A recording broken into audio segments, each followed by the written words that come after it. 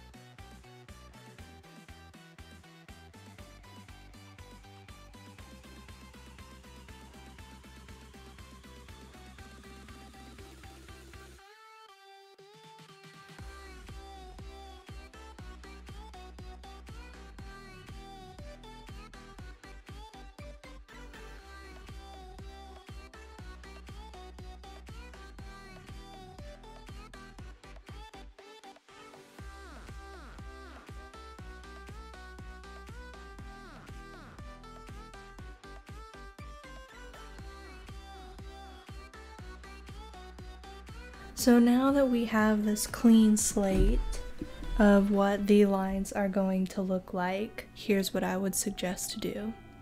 So the reason that I said it was so important earlier that all of your lines connect is because in Clip you have this tool called Auto Select, and in other programs it may be Select by Color or it may be Magic Select. You know, there's different names for it. So on your line layer, I'm going to call this line, you're going to select all the space around your character.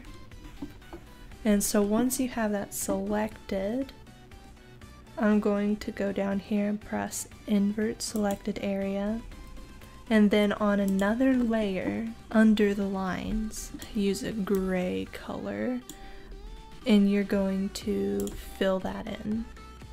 And that makes it easier to differentiate whatever you're coloring from other things in the background. So now that I have him colored in, I'm going to add another layer between the background color and the lines.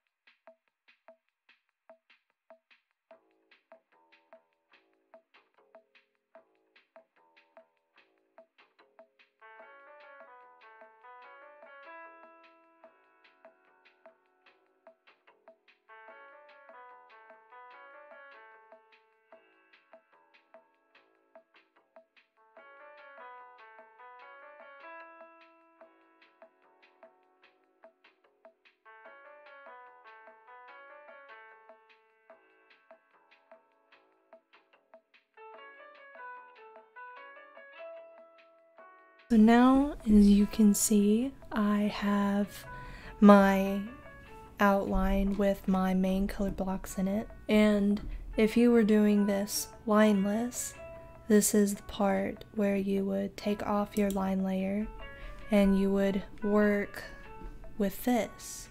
And you could make use of making a selection out of the background of your character, and any number of ways you could do it, but going from there to smudge your colors together or any number of things. I'm going to keep my line layer on. And this is the part too where it boils down to your style. What do you do and whatnot?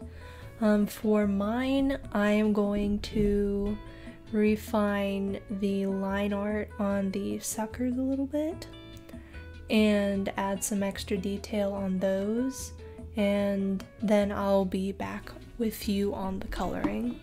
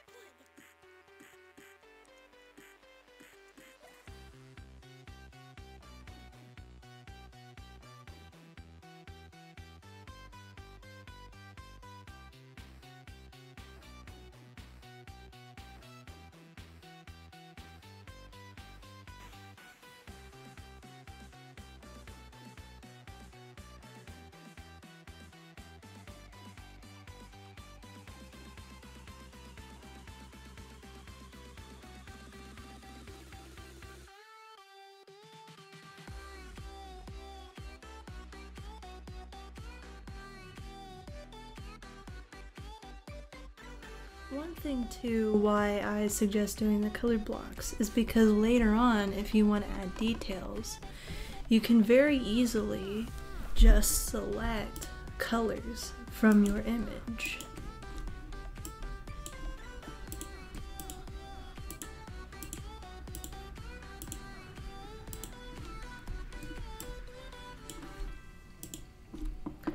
See, now that I have selected these blocks, I can just work on those blocks without running the risk of messing up my entire work.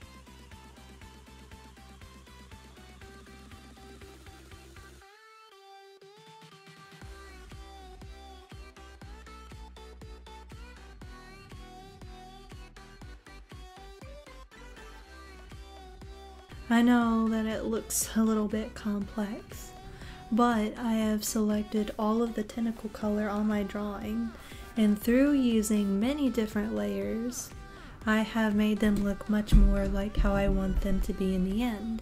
And I cannot stress using layers enough, because the more layers you have, the more details you can get and the more control you have over what you can change. Now, I've done an awful job of it this time, but normally you would want to rename your layers to be somewhat descriptive of what is on that layer. Like this layer, for example, I might call shading, because that holds the dark color that I used to shade the tentacles. This layer has the ombre, or the fade down into purple, that is on the tentacles, so I might call that layer ombre. And then this layer has the shines, so maybe I might call that layer shine or reflection or something. Something simple but descriptive of what that layer has. And with that in mind, I'm going to continue on doing the bottom side of the tentacles and the skin, using the same tactic, making a selection of color, working with many layers to get it how I want it to look.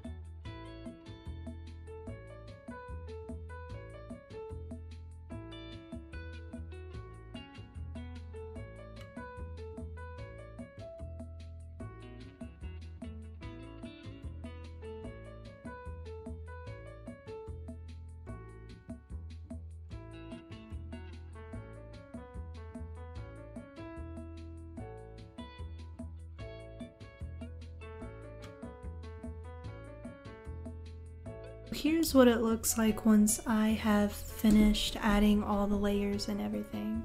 And I don't expect you to be able to do all of this at first, but I just wanted you to see the steps that I take, that it doesn't always start out looking the prettiest, but really take the time to digitize it and turn your traditional work into a digital work that you can be proud of.